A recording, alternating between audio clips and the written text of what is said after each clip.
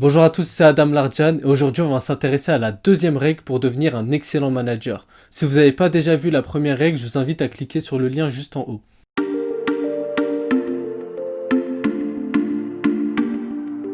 On a vu que la première règle consistait à développer un état d'esprit de leader. La deuxième règle consiste à organiser des entretiens individuels réguliers avec vos collaborateurs. La première chose à prendre en compte, c'est que ces entretiens individuels réguliers n'ont pas vocation à remplacer les réunions de service ou réunions d'équipe. En effet, les réunions d'équipe sont nécessaires pour le bon fonctionnement de l'équipe, pour faire de la descente d'informations ou même pour apporter de la transversalité dans votre équipe. La deuxième chose concernant ces entretiens individuels, c'est que vous, en tant que manager, vous souhaiteriez avoir des informations sur des activités opérationnelles.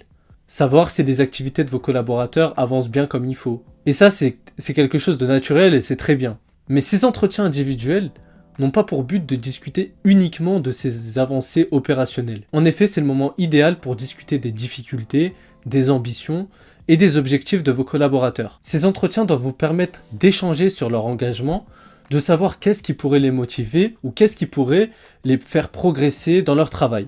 En d'autres termes, vous organiserez ces points réguliers non pas pour surveiller l'avancement, mais pour garder vos collaborateurs mobilisés et investis. Pour que ces entretiens individuels aient un réel intérêt et un réel apport dans votre équipe, la première technique consiste à les préparer. Et donc les auteurs de ce livre nous proposent d'organiser pour chaque collaborateur un entretien individuel régulier chaque semaine d'une durée de 30 minutes et à chaque fois suivant la même heure et le même jour. Concernant ces points individuels, il y a une chose importante à prendre en compte. Quand on est collaborateur, on a un certain besoin de communiquer avec notre manager et on va donc attendre ces points individuels avec impatience parfois. On les attend pour pouvoir faire part de nos sujets, de nos difficultés, mais aussi de nos envies de travailler sur tel ou tel sujet. En tant que collaborateur, il n'y a rien de plus frustrant que lorsque notre manager décale sans nous prévenir ou annule notre point individuel ou encore pire, l'oublie. Et on arrive donc dans la préparation à un principe qui est fondamental, c'est qu'il faut vraiment éviter de les décaler ces points individuels et voire même, si possible, ne jamais les annuler. Forcément, on est tous très occupés et encore plus quand on est manager. Quand il y a une urgence, on doit prévenir, on doit présenter ses excuses à son collaborateur d'avoir annulé son point.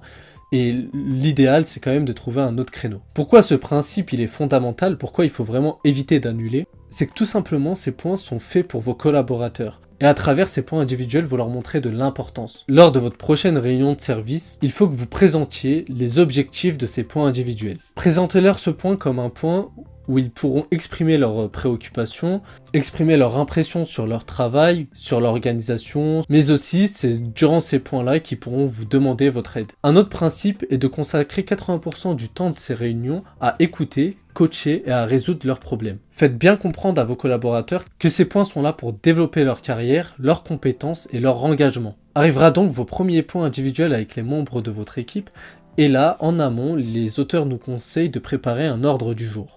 Vous pouvez également demander à vos collaborateurs de faire de même. L'ordre du jour consiste à établir une liste priorisée des sujets que vous allez traiter durant ces 30 minutes. Attention à ne pas revenir très souvent sur les mêmes problèmes, ça n'a pas d'intérêt. Vaut mieux traiter un sujet à un moment T et revenir dessus un mois après pour voir si ce sujet-là, il a avancé ou pas. Ainsi, vos entretiens individuels sont maintenant bien préparés. Comme on en a déjà parlé dans la première règle, si vous êtes désormais manager, c'est que vous avez fait vos preuves en tant qu'opérationnel. Vous êtes donc crédible aux yeux de vos collaborateurs. La deuxième technique concernant ces entretiens individuels, c'est de profiter de cette crédibilité pour faire du coaching. Le coaching, c'est pas leur donner des réponses directement aux problèmes auxquels ils font face. Le coaching, c'est leur poser des questions pertinentes pour qu'ils trouvent les réponses eux-mêmes. Il faut que vous les encouragez à trouver ces réponses. Et donc pour trouver des moyens pour les aider et pour trouver des questions pertinentes, il faut absolument que vous vous projetez à la place de votre collaborateur. Faire du coaching, c'est montrer l'exemple. Il faut que vous soyez irréprochable. Et pour cela, il faut éviter toute forme de distraction possible. En effet, quand vous allez accorder une attention exclusive à votre collaborateur durant ces 30 minutes, vous allez lui présenter du respect. Et enfin, faire du coaching s'agit d'écouter avec empathie. On retrouve à nouveau la règle des 20-80 avec 80% d'écoute durant ces 30 minutes. Le dernier point concernant ces entretiens individuels, c'est de demander durant les 5 dernières minutes si cet entretien a eu de la valeur ajoutée et de demander comment on peut l'améliorer par la suite. Il faut également créer des engagements en déterminant les actions qui découlent de cet entretien. Pour ma part, de ma jeune expérience, j'ai pu avoir déjà 4 ou 5 managers différents et c'est vrai que la première fois qu'un manager m'a proposé un entretien individuel, j'étais un peu réticent au départ. Je comprenais pas bien le principe, j'avais pas encore lu ce livre et je pensais que c'était un peu une technique pour fliquer ses collaborateurs. Mais au final, pas du tout. C'était super intéressant, enrichissant et j'en ressortais toujours plus grand. On arrive au terme de cette deuxième règle et je vais vous donner le challenge suivant pour aujourd'hui. Si vous êtes manager, testez ces entretiens individuels et faites-moi part en commentaire de votre ressenti, vos retours, ce que vous en avez pensé. En tant que collaborateur, proposez-les à vos managers qui ne le font pas. Et sinon, plus généralement, n'hésitez pas à me soutenir en mettant un like, en me donnant vos avis en commentaire et en partageant cette vidéo. Je vous remercie, c'était Adam Lardjan et à la prochaine.